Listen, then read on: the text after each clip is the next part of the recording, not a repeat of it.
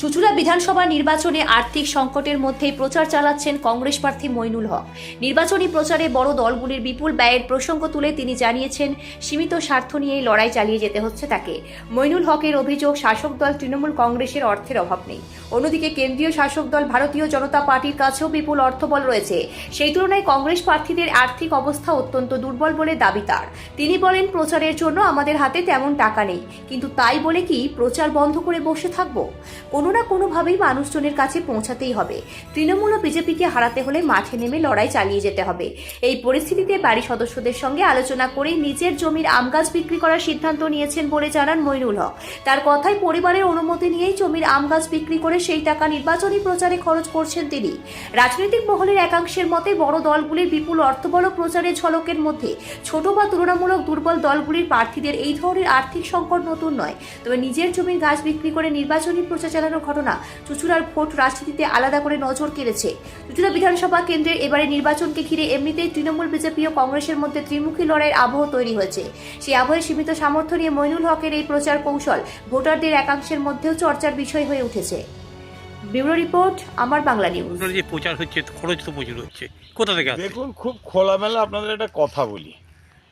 শাসক দল তৃণমূল, এদের পয়সার কোনো অভাব নেই। কেন্দ্রের শাসক দল বিজেপি, তাদেরও পয়সার যোগানের কোনো অভাব নেই। কিন্তু আমরা যারা পশ্চিমবাংলায় কংগ্রেসটা করি, আমরা আর্থিক সংকটে আছি, আমরা অনেক বিষয়ে দুর্বলও আছি। এই সত্যিটাকে তো অস্বীকার করে লাভ নেই। কিন্তু ভোটে দাঁড়িয়ে কোনো খরচ করব না, কোনো প্রচার করব না, তা তো হতে পারে না।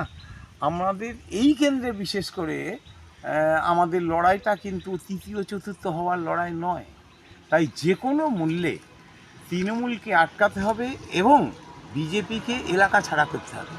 এই রকম একটা পরিস্থিতিতে প্রচারে ঢিলে দেওয়া চলবে না।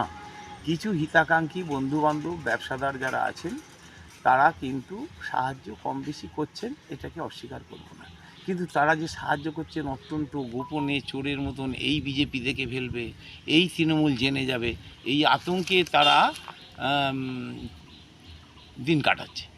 তো এই পরিস্থিতি সামাল দেওয়ার জন্যে আমাদের যৌথ পরিবারের কিছু আম গাছ, যেটা হয়তো 1 বছর 1.5 বছর পরে কাটলে হতো কৃষি স্বার্থে, সেইটা আমাদের দ্রুত গতিতে এগিয়ে এনে বাড়ির থেকে সবাই বললো যে পরিস্থিতি সামাল দাও, অসুবিধার কোনো কারণ নেই। এই জন্যে যেটা 1 বছর পরে কৃষি স্বার্থে আমাদের এই গাছ কাটার দরকার ছিল, এখন জরুরি প্রয়োজনে, জরুরি ভিত্তিতে এই গাছগুলোকে কাটিয়ে কৃষিকার্যের বিষয়টাকে এগিয়েও আনতে হচ্ছে। একই সাথে রদ দেখা, কলা বেচা আর নির্বাচনী খরচটাও যোগান দিয়ে দেওয়া যাবে।